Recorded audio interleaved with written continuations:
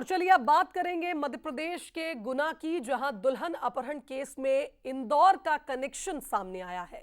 दरअसल दुल्हन का अपहरण करने के लिए इंदौर से कुछ बदमाश पहुंचे थे, जिनमें से 5 आरोपियों को पुलिस ने गिरफ्तार कर लिया है, तो वहीं 2 फरार आरोपियों की तलाश जारी है।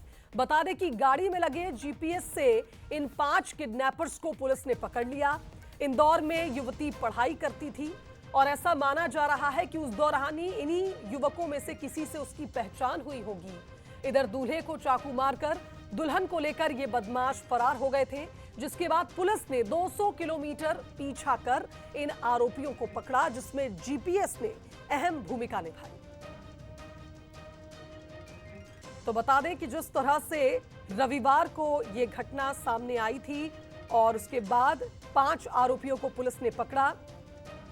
दुल्हन का अपहरण हुआ था और आरोपी इंदौर से इस वारदात को अंजाम देने आए थे। गाड़ी भी इंदौर पासिंग की ही थी, किराए से ली गई थी और इस गाड़ी में जीपीएस लगा था, जिसकी मदद से पुलिस इन आरोपियों तक पहुंची और दुल्हन को भी गुना लेकर वापस लौटी।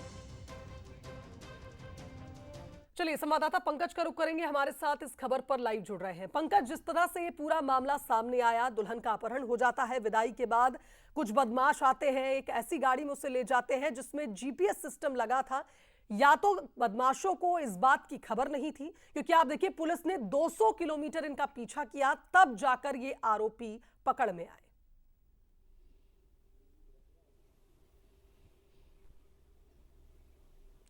बिल्कुल शुभांगी, मैं आपको बता देता हूं कि ये जो मामला है काफ़ी संवेदनशील मामला है, क्योंकि इसमें लव का ट्रायंगल भी सामने आ रहा है।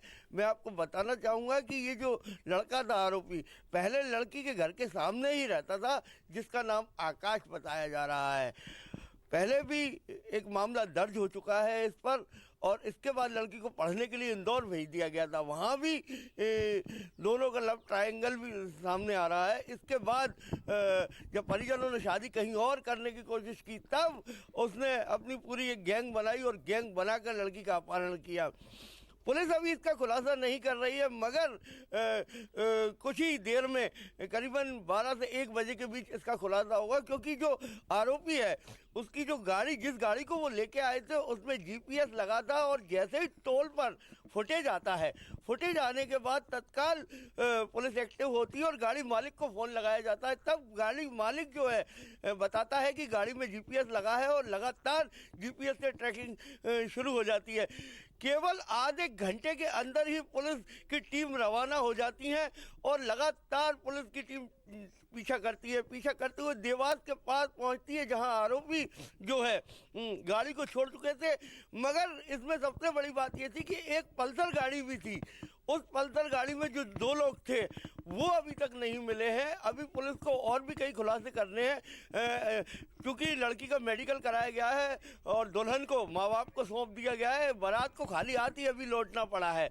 देखना यह होगा कि आज इस मामले में क्या खुलासा होता है, क्योंकि अभी इसमें कई जो परतें हैं वो खुलना बाकी हैं।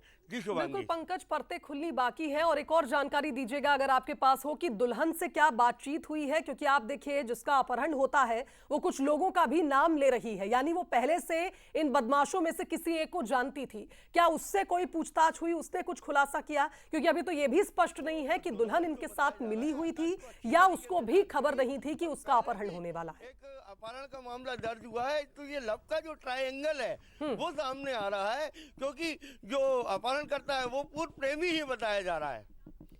चलिए, यानी कुल मिलाकर ये कहा जाए कि अब देखना होगा कि जब दुल्हन और बातें बताएगी, खुलासे करेगी, तो फिर ये पूरा मामला स्पष्ट होगा कि क्या दुल्हन के कहने पर ही ये बदमाश उसे किडनैप करने आए थे। बहरहाल बहुत शुक्रिया आपका तमाम बातचीत के लिए।